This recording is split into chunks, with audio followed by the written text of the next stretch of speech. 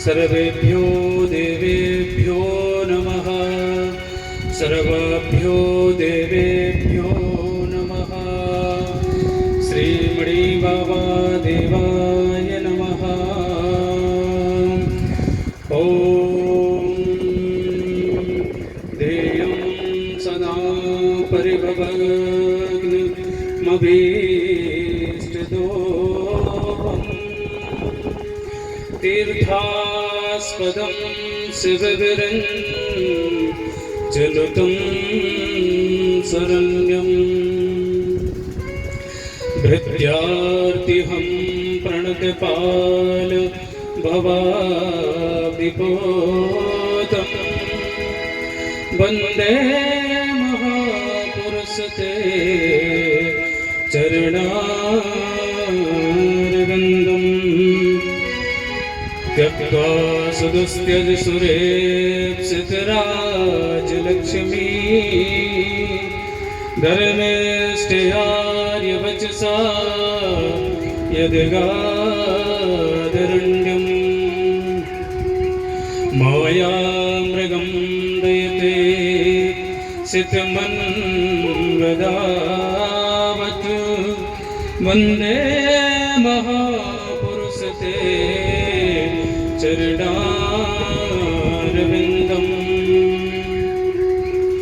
वंशी विभूषितकरा नवनीरदाभा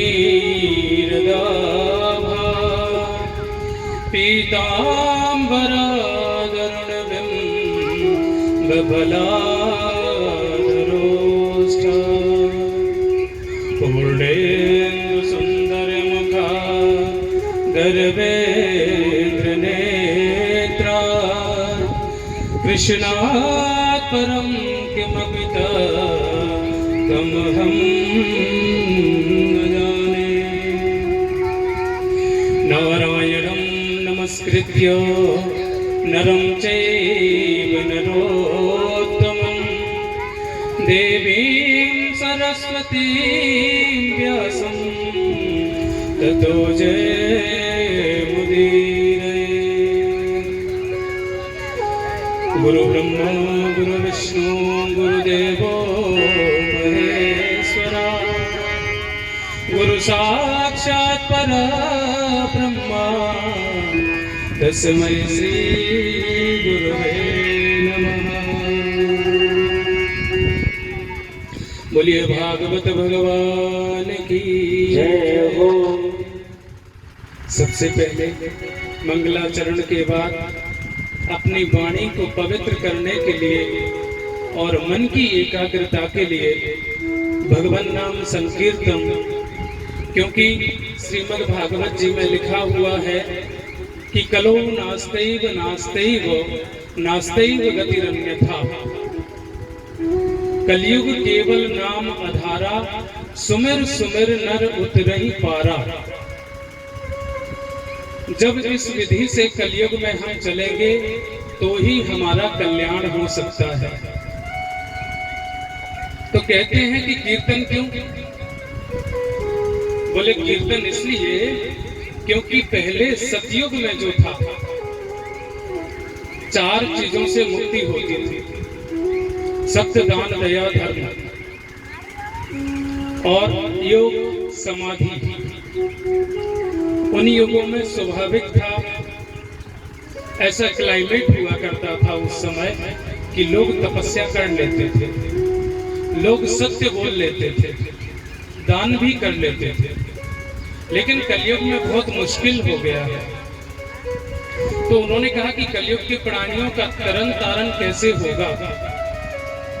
तो कहते हैं कि सिर्फ भगवान नाम संकीर्तन से, खाते पीते नचते हंसते खेलते काम करते हुए भगवान नाम संकीर्तन यदि आप कर रहे हैं तो आपका कल्याण सुनिश्चित है। इसलिए वाणी को पवित्र करने के लिए सबसे पहले भगवान नाम संकीर्तन।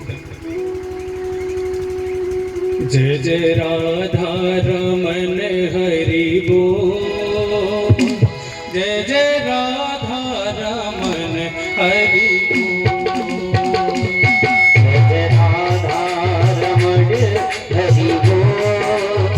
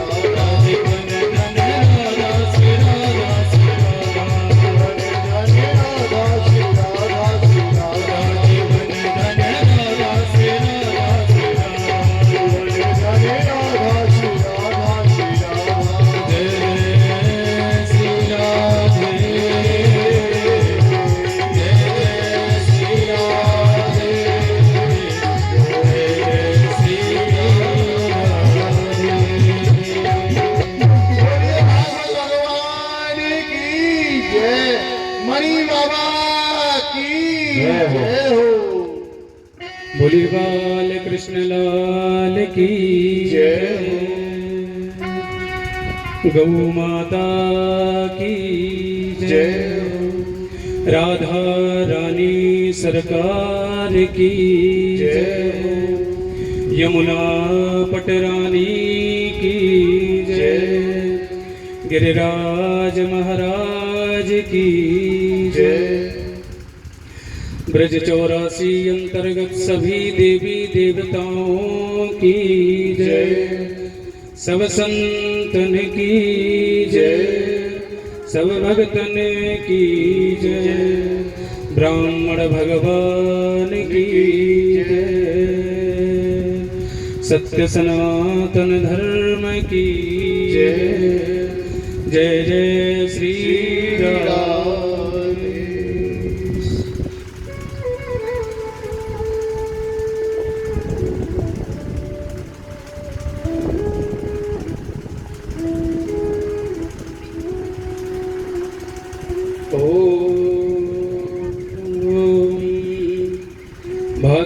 भाग्योदयेन बहुजन समर्जितेन सत्संग मम चलवते पुरुषो यदा वै अज्ञान हेतु कृत मोह मदान्धकारा नासं विधाय हितदो दैते विवेक।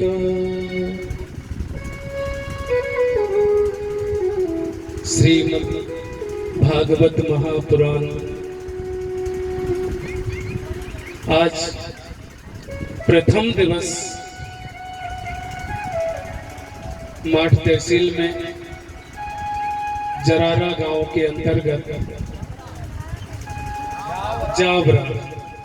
जाबरा ग्राम स्थित श्री बहुत ही सिद्ध स्थान, जिनके बारे में हम सुबह से ही कई लोगों से सुनते आ रहे हैं, ऐसे परम सिद्ध श्री मणि बाबा जी महाराज, जिनके अनेक चमत्कार यहाँ के लोगों ने महसूस किए और अपने जीवन में उन्होंने, कितने लोग बता रहे थे कि हमारा बहुत सारा संघर्ष हुआ, लेकिन उसके बावजूद भी हमको रास्ते मिल गए।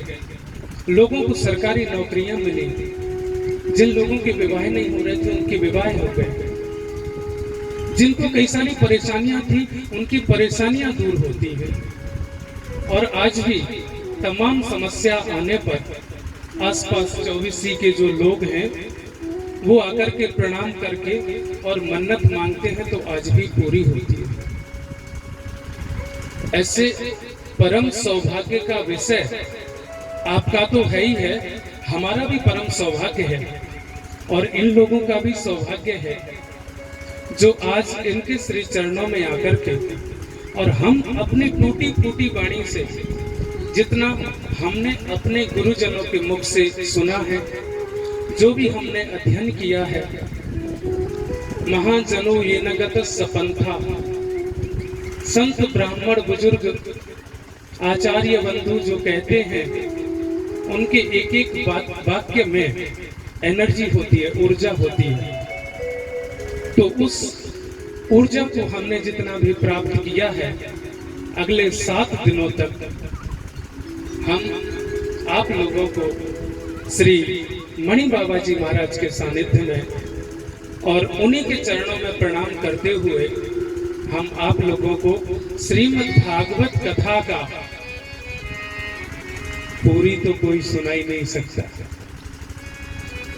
श्रीमद् भागवताख्योऽयं प्रत्यक्षा कृष्ण एव हि स्वीकृतोऽसि मया नाथा मुक्त्यर्थं भवसागरे।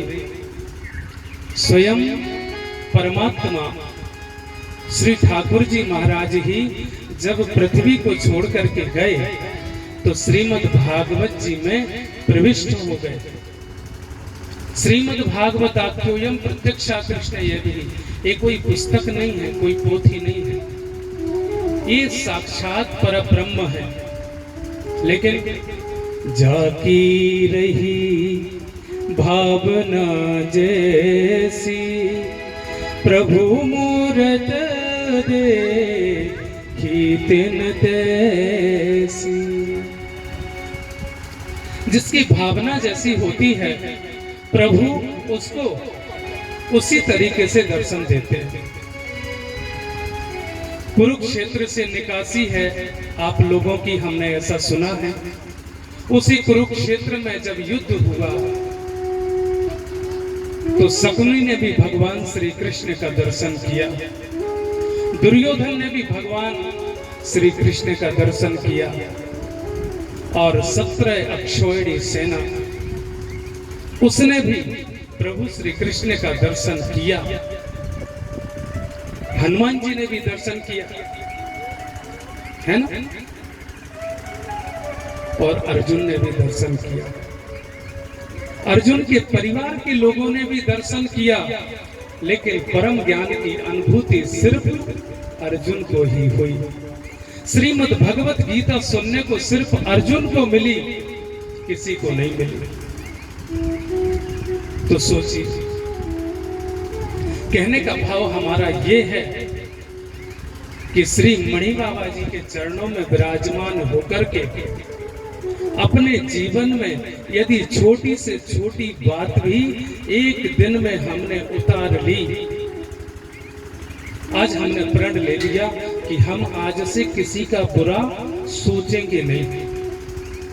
बस सिर्फ एक प्रण ले लीजिए, एक प्रण ले लीजिए कि आज से हम कभी क्रोध नहीं करेंगे।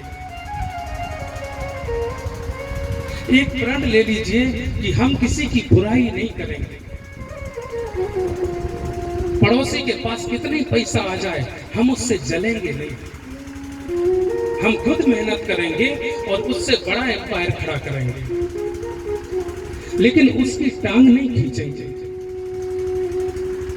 ऐसा प्रण लीजिए, ऐसा प्रण लीजिए कि हम झूठ नहीं बोलेंगे। सिर्फ आप एक प्रण ले लीजिए। आपके जीवन में बदलाव यदि ना हो तो मैं सभी लोगों को अपना नंबर दे के जाऊंगा, लेकिन ईमानदारी के साथ संकल्प लेना कि आज से मैं अमुक गलत कार्य नहीं करूंगा। जीवन में बदलाव आएगा, पक्की बात है, कोई रोक नहीं सकता। तो कहते हैं कि भाग्योदयेन बहुजन्म समर्जितेन, करोड़ों जन्मों का जब भाग्योदय होता है तब श्रीमद् भागवत कथा प्रांगण में जाने का मन करता है। सुनने की तो छोड़ दीजिए, सत्संग मम चलवते पुरुषो यदा वै। आपको सत्संग तभी प्राप्त हो सकता है जब आपके पुण्यों का उदय होगा। अच्छा, ऐसे कैसे पता लगे कि पुण्यों का उदय हो रहा है कि नहीं हो रहा है? हमको तो पता ही नहीं।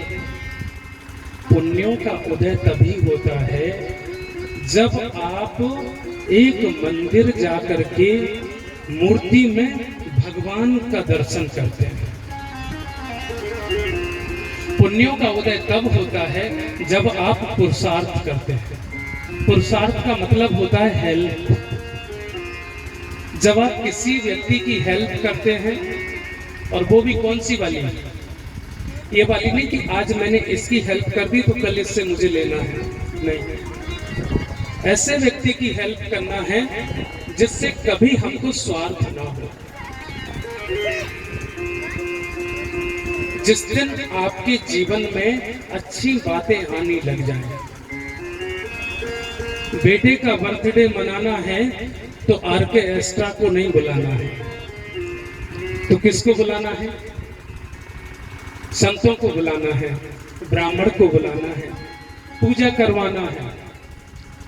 लोगों को खाना खिलाना है, वस्त्र दान करना है, गरीबों को भोजन खिलाना है, जमुना जी में दीपदान करवाना है, वृंदावन की गिरिराज जी की परिक्रमा लगाना है, बेलवन लक्ष्मी जी के दर्शन करने जाना है, बच्चे को ले जाना है। जिस दिन जीवन में ये सोच आने लग जाए, उस दिन समझ लो कि हमारे पुण्यों का उदय हो रहा है। तो कहे साहब पाप का कैसे पता लगेगा? जिस दिन आपको मोबाइल में टिकटॉक पर डांस देखना अच्छा लग रहा है, समझ लीजिए कि आपके पाप उदय हो रहे हैं। जिस दिन आप मोबाइल पर गलत चीज सर्च कर रहे हैं, आपका पाप हो रहा है। आप दूसरे के खेत में अपने पशु चरा रहे हैं, समझ लीजिए पाप हो रहा है। तो जब ऐसी चीजें आने लग जाएं तो समझ लीजिए कि पाप और पुण्य कैसे बढ़ रहा है। भगवान श्री कृष्ण गीता में कहते हैं कि अवश्य मेव भुक्तव्यम कृतम कर्म शुभाशुभम। जो भी आपने शुभ और अशुभ कृत्य किया है, उसका फल दुनिया की कोई ताकत काट नहीं सकती। आपने यदि पाप किया है और फिर आप सोचो कि हम पुण्य कर लें तो हमारा पाप कट जाएगा, कदापि नहीं, ये गलत है। आपको पुण्य भी भोगना है और पाप भी भोगना है। तो एक कार्य हो सकता है, इसमें एक सुधार की गुंजाइश है। क्या? अपने पुण्यों को इतना बढ़ा दो कि जो किया हुआ हमारा पाप है वो छोटा पड़ जाए। पुण्यों के खाते को इतना बढ़ा दीजिए कि पाप का खाता छोटा रह जाए।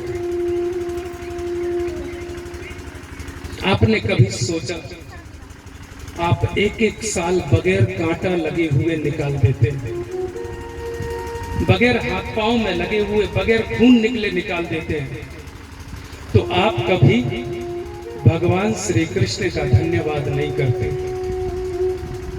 हैं? कभी किया? नहीं। एक साल आराम से निकल गई, हंसते गाते खेलते नचते हुए, लोगों से मिलते हुए, पार्टी मनाते हुए, 4 व्हीलर में घूमते हुए, कभी एक बार धन्यवाद नहीं किया।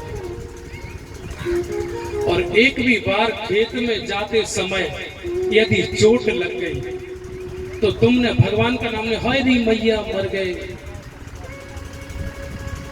और फिर याद आया कि अरे मैंने ऐसा कौन सा पाप किया जो हमारा एक्सीडेंट है वो माठ में है?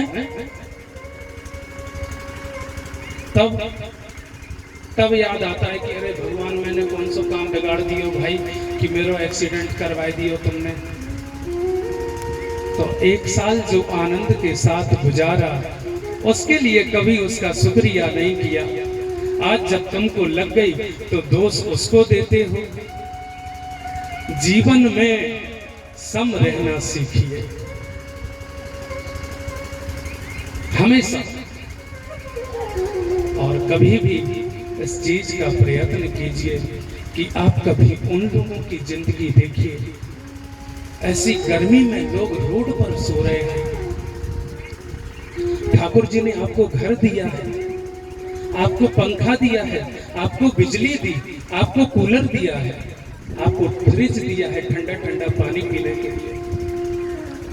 कभी आपने उसका शुक्रिया अदा किया कि ये सब देने के लिए आपका धन्यवाद नहीं दिया? अरे आपको यदि यही चीज देखना है तो कभी उससे पूछिए जिसकी दोनों आंखें नहीं। आपको ठाकुर जी ने 2 आंखें दी हैं और उसने कहा कि जाओ मूर्ति का दर्शन करो, वेद शास्त्र पढ़ो। लेकिन हम लोग टिकटॉक देखते हैं, हम लोग मोबाइल देखते हैं, हम लोग गलत चीजें देखते हैं। तो भगवान ने किस लिए भेजा था? तो आंखों का जो इस्तेमाल है उनको सही करना सीखिए।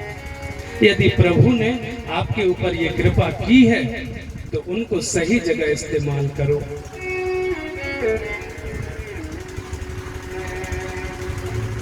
आपने कभी उसको देखा होगा जिसके दो पैर नहीं होते, टूटे होते हैं और वो चल नहीं पाता, तो व्हील चेयर नाम का एक वाहन होता है, उस पे एक आदमी पीछे से धक्का देता है और वो चला जाता है,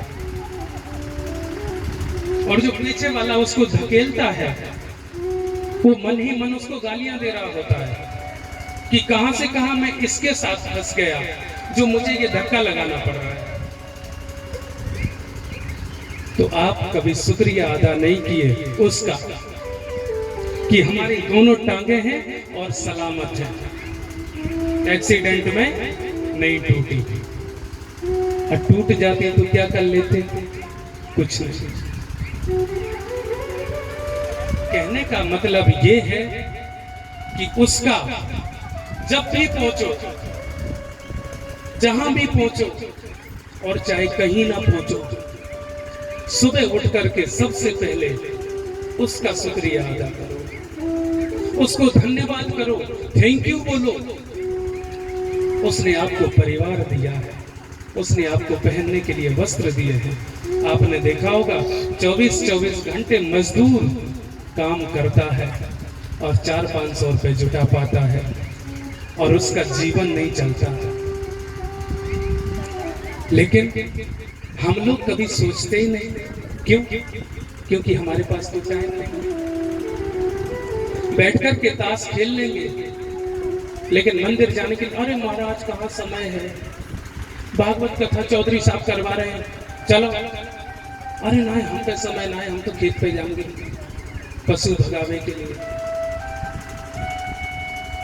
तो इस चीज का जीवन में ध्यान रखिए कि उठते फिरते, हंसते खेलते, आते जाते भगवान नाम कभी मुख से न उतरे।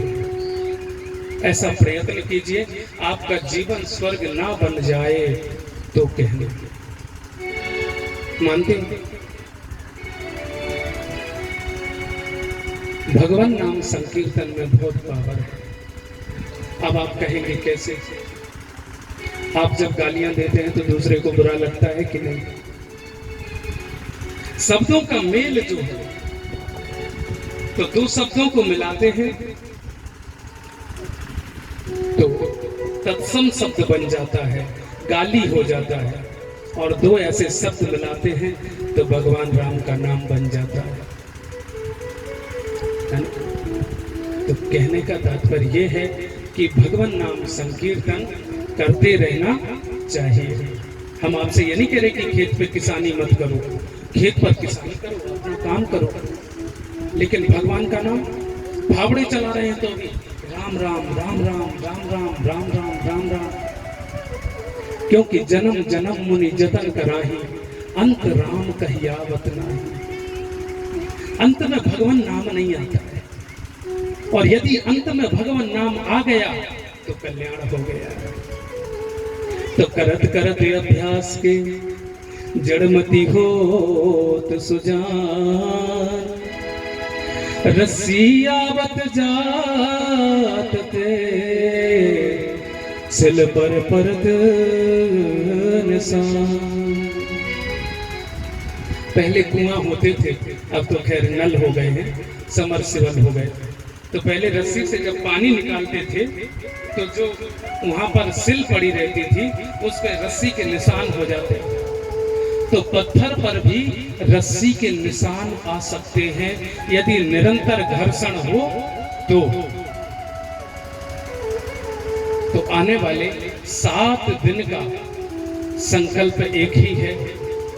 मणि बाबा के श्री चरणों में विराजमान होकर के श्रीमद् भागवत महापुराण का जितना भी फल है वो आपको प्राप्त हो, आपका जीवन समरे, इसको लक्ष्य बनाओ।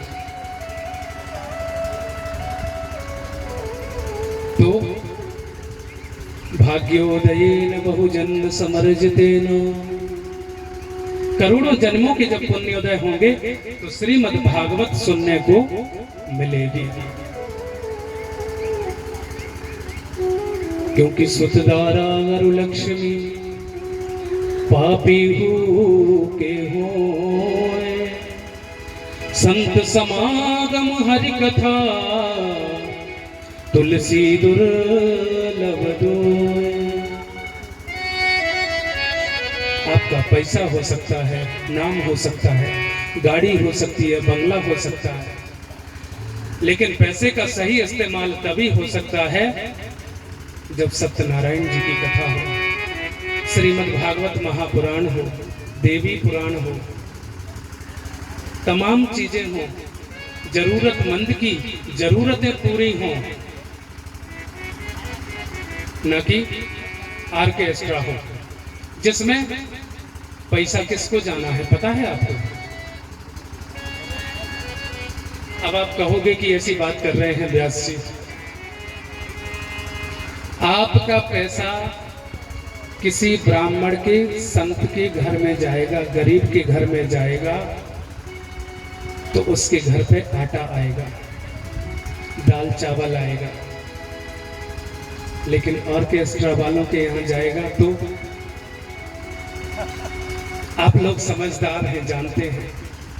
तो कहने का मतलब ये है कि जब भी आपके जीवन में उत्सव आवे, कोई अच्छा दिन आवे, आपको अच्छा करने का मन करे तो क्या करो?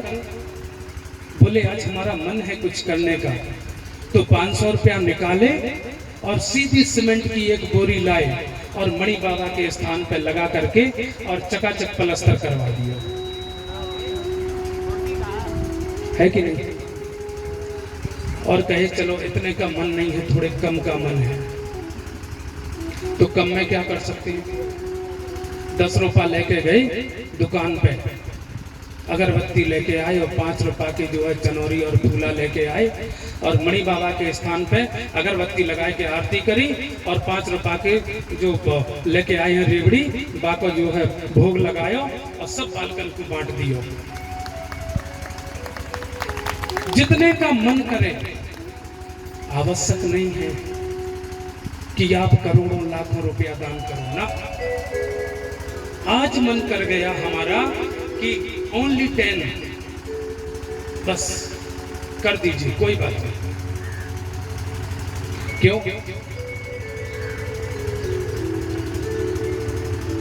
क्योंकि देनहार कोई गौर है और भेजत है दिन रे, लोग भरम जासो करे तासो नीचे रे। हमने कहा आपने इस खेत में फसल बोई, आपने इस खेत में फसल बोई तो ये आपको मिलेगी, ये पक्की बात है।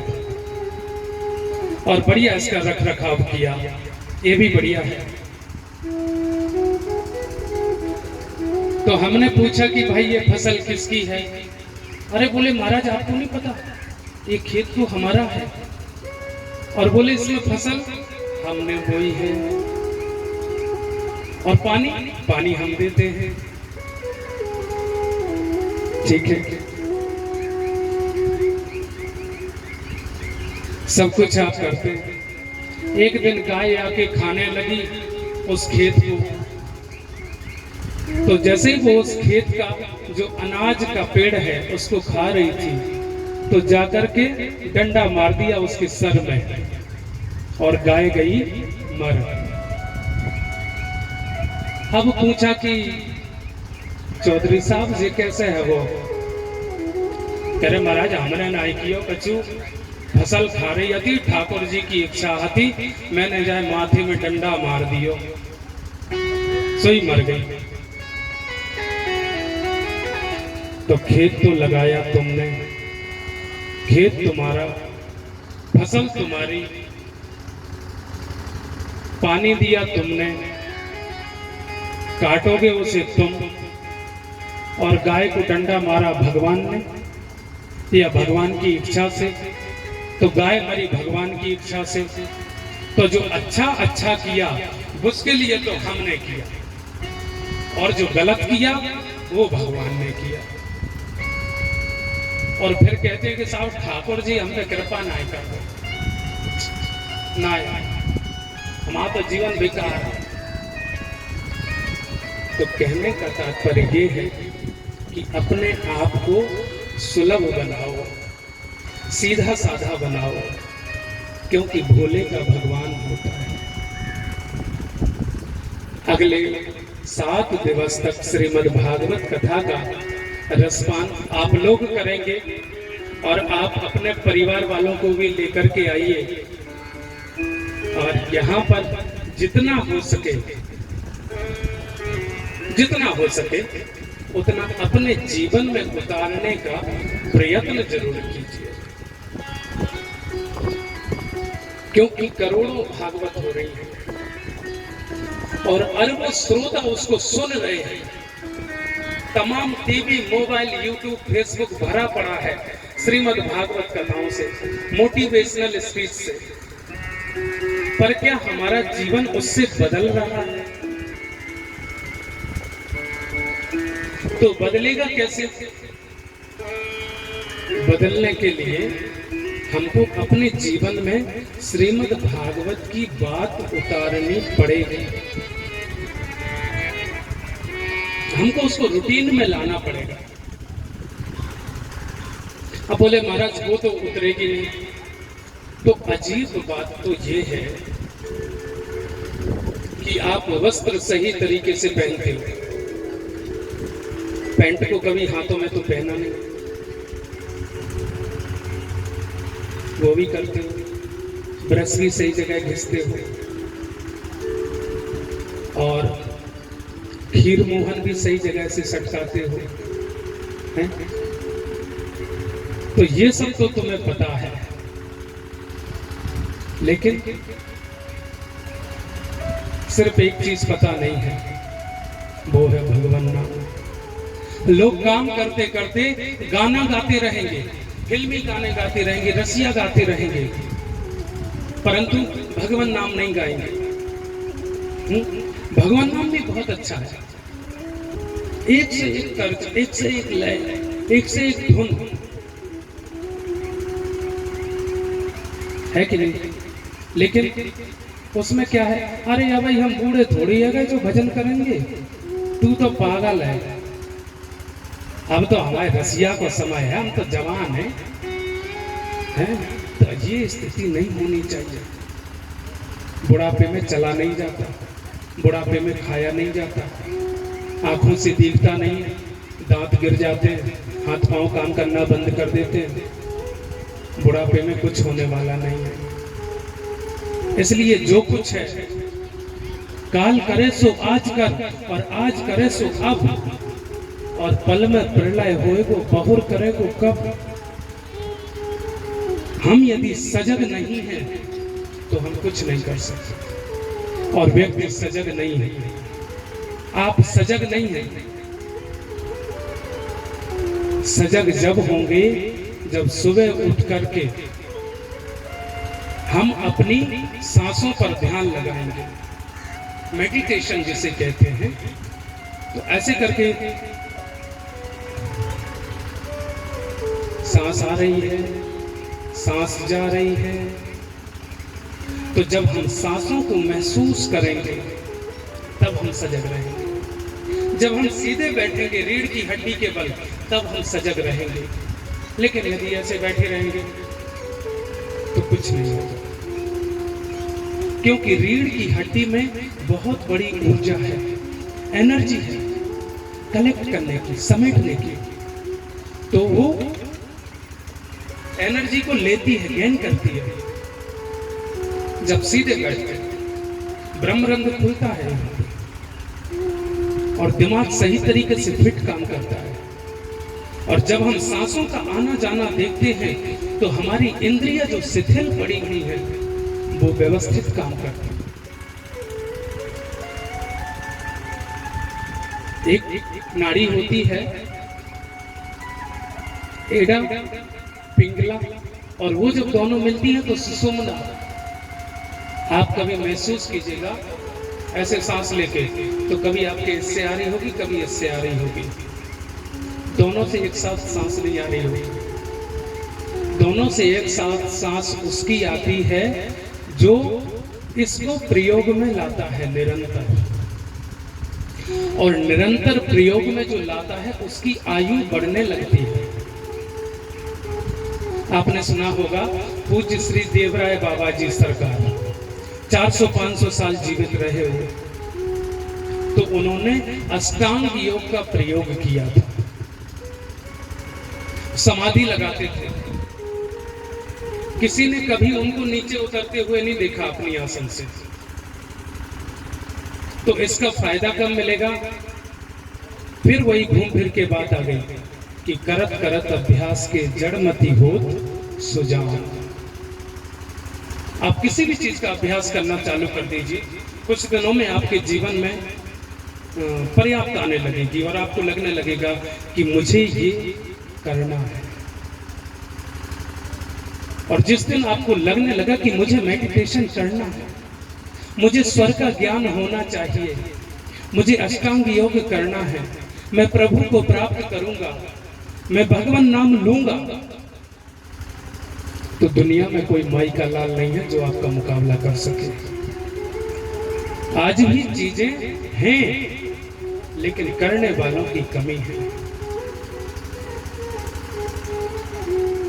तो हम लोग सबसे बेहतर और सरल क्या कर सकते हैं? भजन गा सकते हैं। तो भजन गाते रहना है, भगवान नाम लेते रहना है। प्रमुख जो बात है श्रीमद् भागवत की वो यही है। ठीक, व्यास जी कहते हैं कि अष्टादश पुराणेषु व्यासाय वचनद्वयम् परोपकाराय पुण्याय पापाय परपीडनम्। परोपकार यदि तुमने कर दिया, उससे बड़ा कोई पुण्य नहीं है, और दूसरे को दुख दे दिया, उससे बड़ा कोई पाप नहीं है। 18 पुराणों में लिखित है ये, महाराज वेद व्यास ने लिखा है। तो हमको ये दोनों चीज नहीं करना है। एक हमको संकल्प लेना है सुधरने का, कि हम किसी को गलत दृष्टि से आज से नहीं देखेंगे। बस हमको अगर लग रहा है कि हम गलत हो रहे हैं, कन्नी काट दीजिए, दूसरी तरफ चले जाइए। तो ये कब होगा? ये तभी होगा करत करत अभ्यास के। नित्य आपको अभ्यास करना है। जब भी ध्यान आए, श्री राम जय राम जय जय राम, श्री राम जय राम जय जय राम, राधे श्याम राधे श्याम राधे श्याम। और नहीं तो गा भी सकते हैं, श्री कृष्ण गोविंद हरे मुरारे, हे नाथ नारायण वासुदेवा। कृष्ण गोविंद हरे मुरारे, हे नाथ नारायण वासुदेवा। श्री कृष्ण गोविंद हरे मुरारे, हे नाथ नारायण वासुदेवा। कृष्ण गोविंद हरे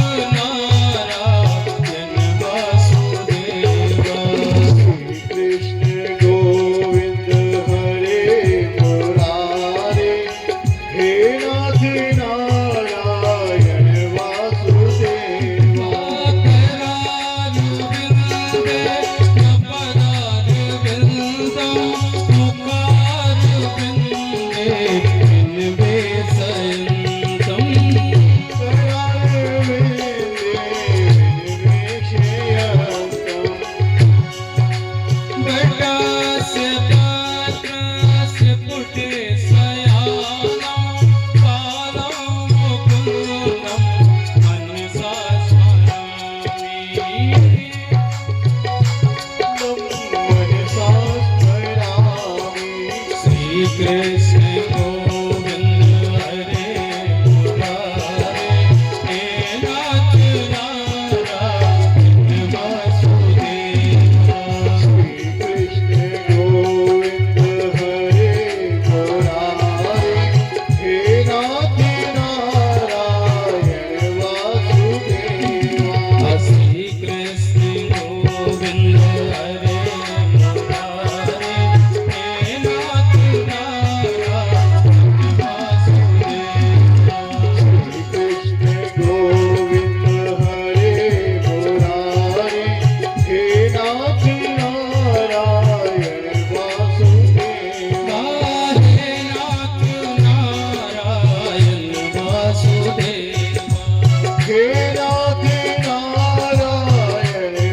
वासुदेवा हे नाथ नारायण वासुदेवा हे नाथ नारायण वासुदेवा हे नाथ नारायण वासुदेवा हे नाथ नारायण वासुदेवा हे नाथ नारायण वासुदेवा बोलिए बाल कृष्ण भगवान की जय। कितनी बढ़िया धुन थी, कितना आनंद आया। सिर्फ डूबने की जरूरत है। बालक को थप्पड़ मारोगे तो रोने लगेगा, लेकिन लड्डू दोगे तो खुश हो जाएगा और भूल जाएगा कि मेरे पिताजी ने मुझे थप्पड़ मारा या मेरी माता ने मुझे थप्पड़ मारा। मानते हैं? तो कहने का मतलब ये है कि अवश्य में वो भुक्तव्यम कृतम कर्म शुभाशुभम। आप ये भी कर्म कर रहे हैं और वो भी कर्म कर रहे हैं। खेत में भी काम हो रहा है तो परिवार का भी पोषण होगा, और भगवान नाम ले रहे हैं तो वो लोग भी सुधरेगा। अब सोचिए, 50 साल आपने प्रॉपर्टी बनाई, संपत्ति बनाई, यहाँ के लोग को आपने भोग लिया, पत्नी है, बच्चे हैं, माता पिता है, पूरा परिवार है, दुकान है, सब कुछ है। तो क्या अब वहां की तैयारी नहीं करनी चाहिए?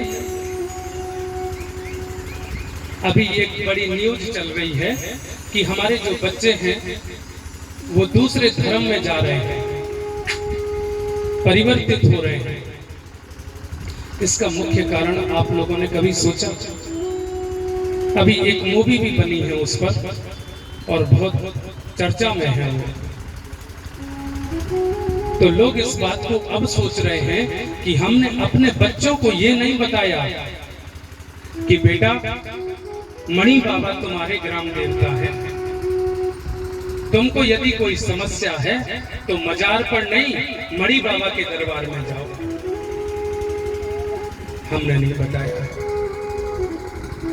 और आज हम बता भी नहीं रहे।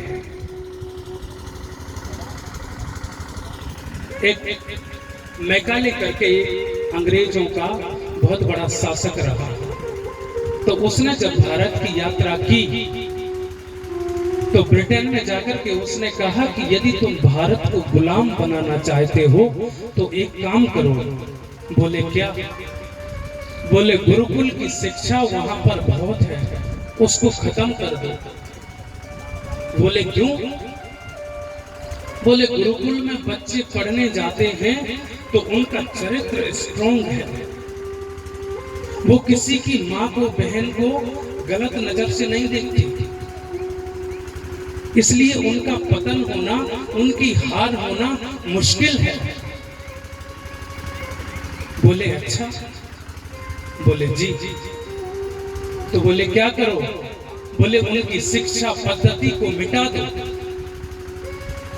उसकी ब्रिटेन वालों की बातों को सुना अरब के लोगों ने, और आक्रांताओं ने हमारे देश पर चढ़ाई कर दी,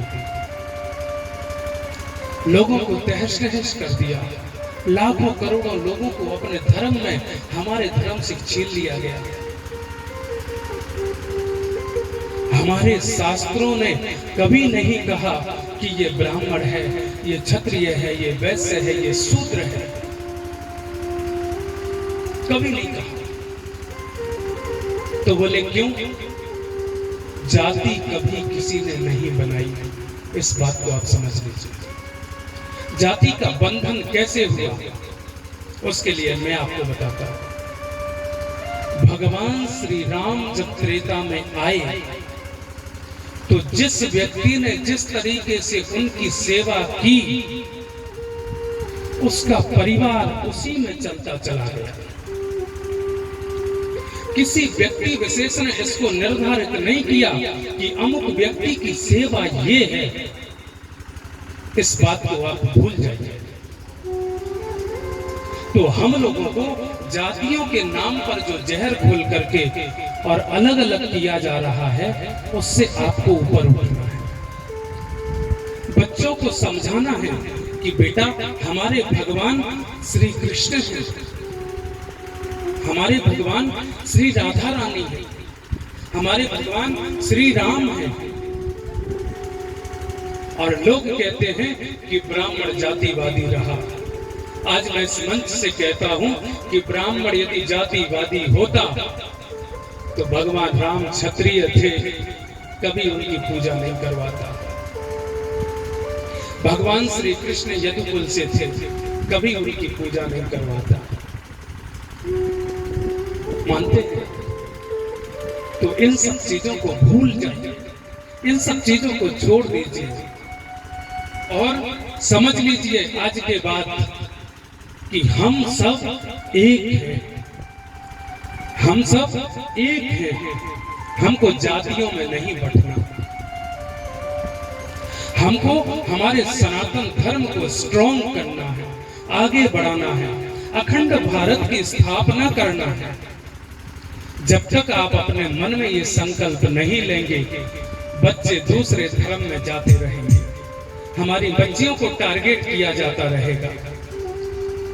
तो हम सिर्फ आपसे ये कहना चाहते हैं कि अपनी आने वाली पीढ़ी को, आने वाली संतान को समझाओ कि बेटा हमको पैंट शर्ट नहीं, धोती कुर्ता, कुर्ता पजामा पहनना है।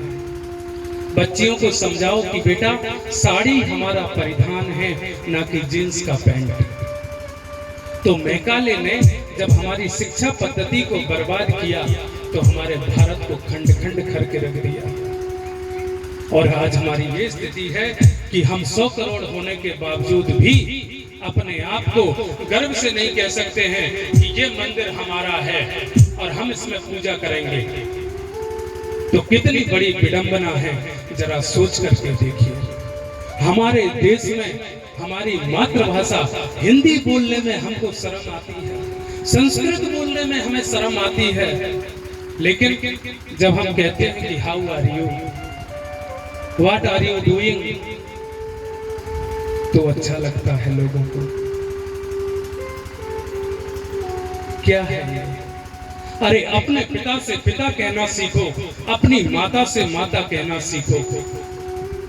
दूसरों के पिता से पिता क्या कहते?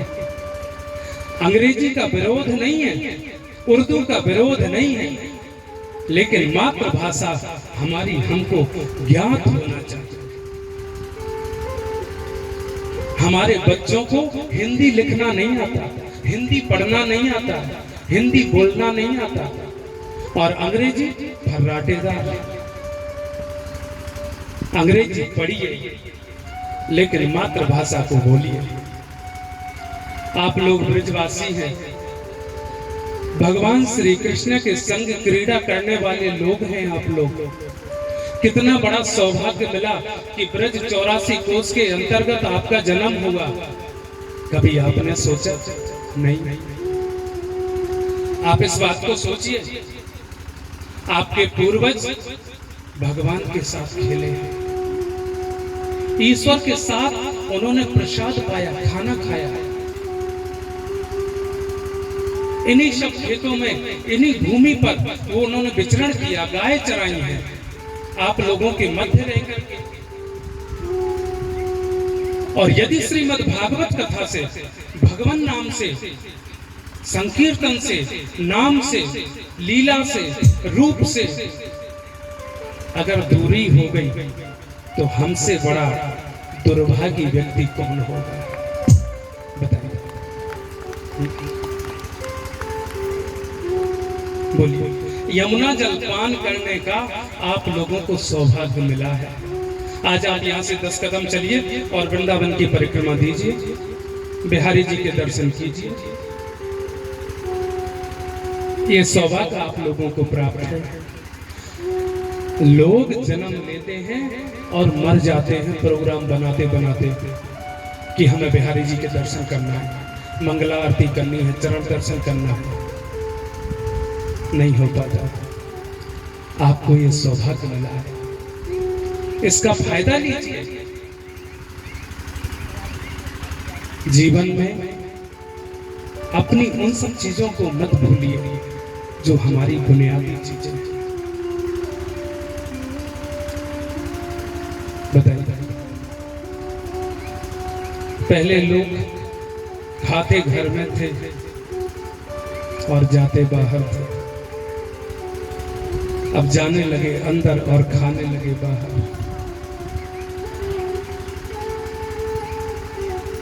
सोचा कितनी विडंबना की बात है।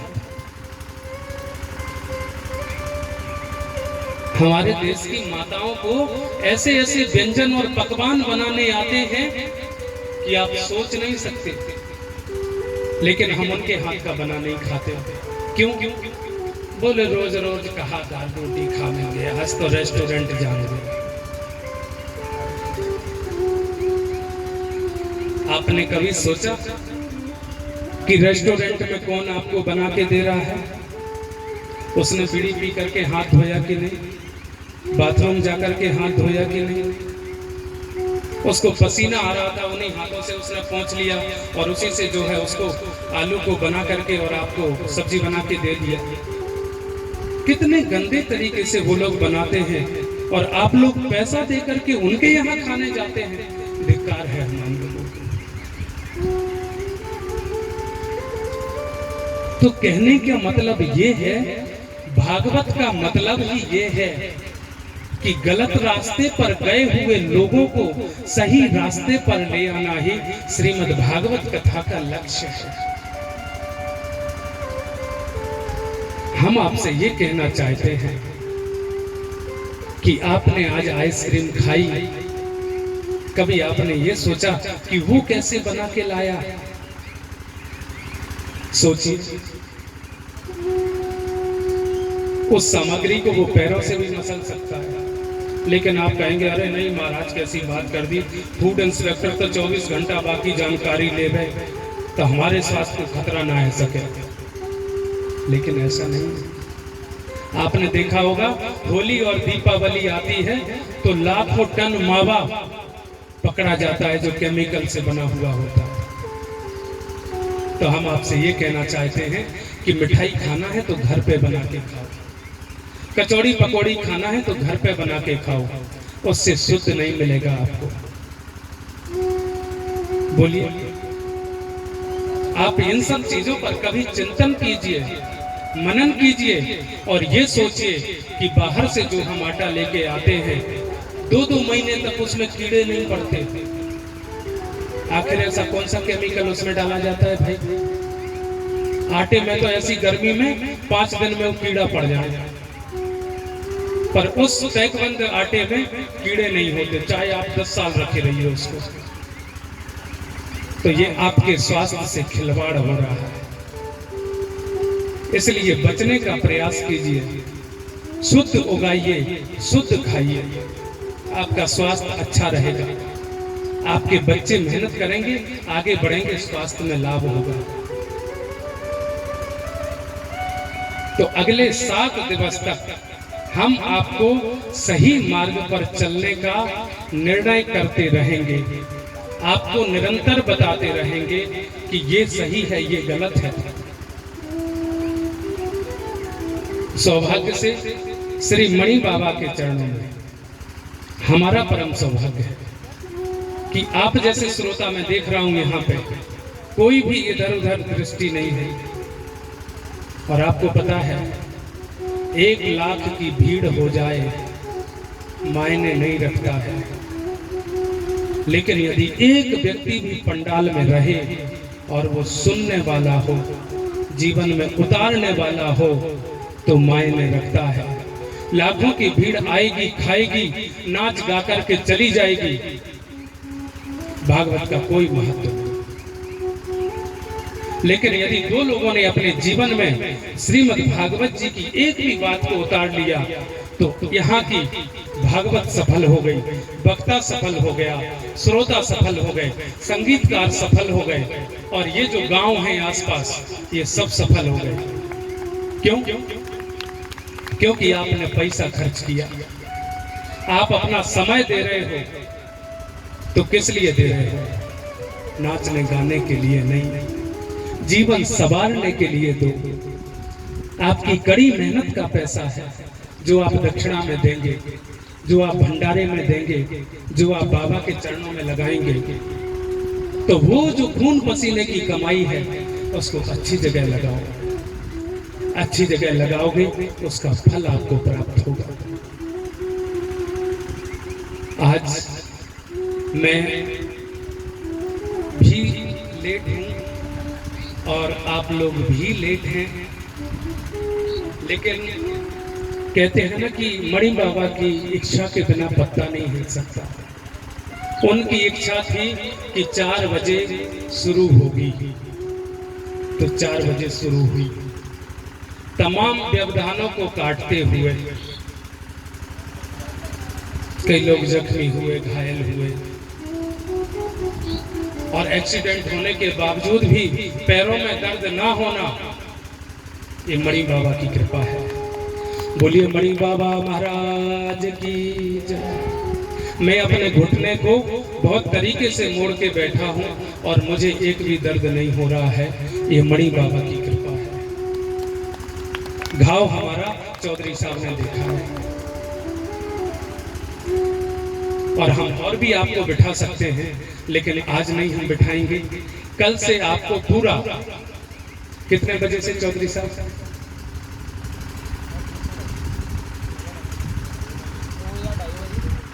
2 या 2:30 बजे से 2 या 2:30 बजे से हम लोग कल प्रारंभ करेंगे। और आप जवानों को लेके आइए, चाहे मत आइए, बालकों को जरूर लेके आइए, और बालकों को इधर उधर घूमने मत दीजिए, हल्ला मत करने दीजिए, उनको सुनाने का प्रयत्न कीजिए पास में, क्योंकि ये हमारे जो बच्चे हैं ये इनकी जवानी आने वाली है, तो कहीं ये बहक ना जाए। इसलिए श्रीमद् भागवत सुनकर के ये भविष्य है हमारा, हमारे परिवार का, हमारे देश का, हमारे व्यापार का, हमारे समाज का, हमारे धर्म का। तो हमारा यदि भविष्य सुरक्षित होगा तो हमारी समस्याएं नहीं रहेंगी। इसलिए बच्चों को सबसे ज्यादा 7 दिन में सुनाने का प्रयास करना है, और वृद्ध लोगों को सुनना है। जवान लोग यदि अपना काम भी करते रहें तो कोई बात नहीं, लेकिन ये जो 2 लोग हैं इनको सुनना जरूरी है, क्योंकि वृद्धों को वहां की तैयारी करनी है और इन बच्चों को यहाँ की तैयारी करनी है। तो दोनों का सुनना बहुत जरूरी है, और ज्यादा से ज्यादा लोग सुने, इससे बेहतर और क्या हो सकता है। तो मैं ये कहता हूं कि सिर्फ सुने नहीं, मन में गुने और उतारे, और अपने जीवन में उतारने से जो लाभ आपको होगा वो अतुलनीय होगा, अविस्मरणीय होगा, आप नहीं समझ पाएंगे। आपको अपने आप अपने जीवन में भगवान श्री कृष्ण और राम की छवि प्राप्त होने लगेगी। आप अपने आप पॉजिटिव होने लगेंगे, नेगेटिव थॉट सब हट जाएंगे, ये गारंटी की बात है। अगले 7 दिनों में आपको एहसास होगा। एक आसन से आए, एक आसन से सुने, क्रोध न करें, किसी को सताएं न, किसी के जन पर, धन पर, बल पर डाका न डालें, अपने तरीके से रहें, बढ़िया से रहें, और प्रयत्न ये करें कि ज़्यादा से ज़्यादा कथा सुने और उसको अपने जीवन में उतारें, क्योंकि बाकी टाइम तो आप लोगों ने वैसे बिताया ही है और आगे भी बिताएंगे। तो अब आगे आपको गलत समय न बिताना पड़े। 2-4 लोगों की वो छूट जाए और 2-4 लोगों का वो छूट जाए, 2-4 लोगों का वो छूट जाए, तो सबका ये वो सब छूट जाए और सिर्फ शुद्ध सात्विक दाल रोटी खाएं और पानी, कोल्ड ड्रिंक, दूध पिएं। ये हमारा लक्ष्य रहेगा। प्रभु ऐसी आप लोगों के ऊपर कृपा करें। इन्हीं शब्दों के साथ मैं आज प्रथम दिवस में विराम दूंगा और कल से फिर प्रविष्ट होंगे इसी चरित्र में, और ये सत्र अगले 7 दिवस चलेगा, ये तो आपको पता ही है। तो प्रयत्न कीजिएगा मित्रों के साथ, परिवार के साथ आने के लिए। 2 मिनट भगवान नाम संकीर्तन, उसके बाद आरती। बोलिए भागवत भगवान की जय। और जाते जाते 2 शब्द और कि हमारे चौधरी साहब ओपी चौधरी जी, सिर्फनी का नाम हमें रटा है, और इनकी पूरी कमेटी जिस तरीके से काम कर रही है उनके लिए बड़ा धन्यवाद। बेशक लेट शुरू हुई और आप लोग अपना काम छोड़ करके यहाँ सुनने के लिए आए, उसके लिए मणि बाबा का आशीर्वाद आपको इतना मिलेगा कि आप सोच नहीं सकते, क्योंकि ये हाजिरी आपने उनके श्री चरणों में लगाई है। बोलिए मणि बाबा जी महाराज की जय हो। हरे मुक्ति का कोई तू यतन कर ले, मुक्ति का कोई तू यतन कर ले, रोज थोड़ा थोड़ा हरि का भजन कर ले, रोज थोड़ा थोड़ा हरि का भजन कर ले। हाँ, मुक्ति का कोई तू यतन कर ले, मुक्ति का कोई तू यतन कर ले, रोज थोड़ा थोड़ा हरि का भजन कर ले, रोज थोड़ा थोड़ा हरि का भजन कर ले।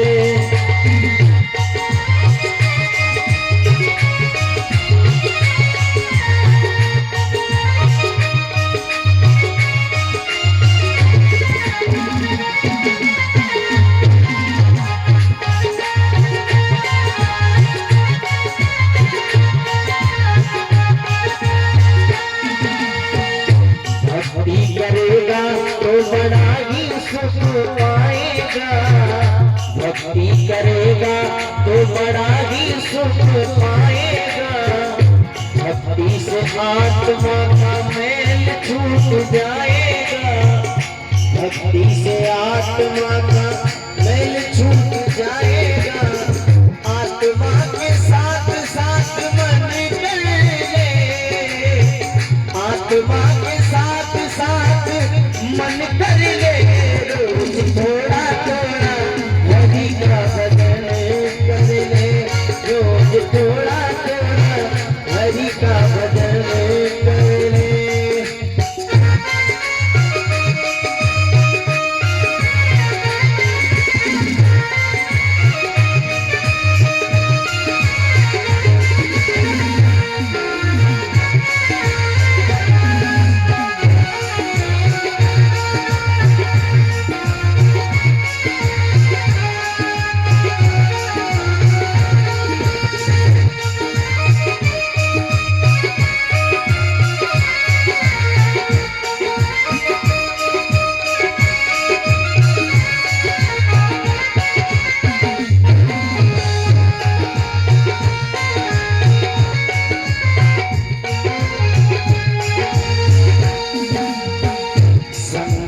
कर अच्छे लोगों की, संगत कर अच्छे लोगों की, दवा मिल जाएगी सभी रोगों की, दवा मिल जाएगी सभी रोगों की, जिंदगी को तू अपनी चमन कर ले, जिंदगी को तू अपनी चमन कर थोड़ा हरि का भजन कर ले, रोज थोड़ा थोड़ा हरि का भजन कर ले, रोज थोड़ा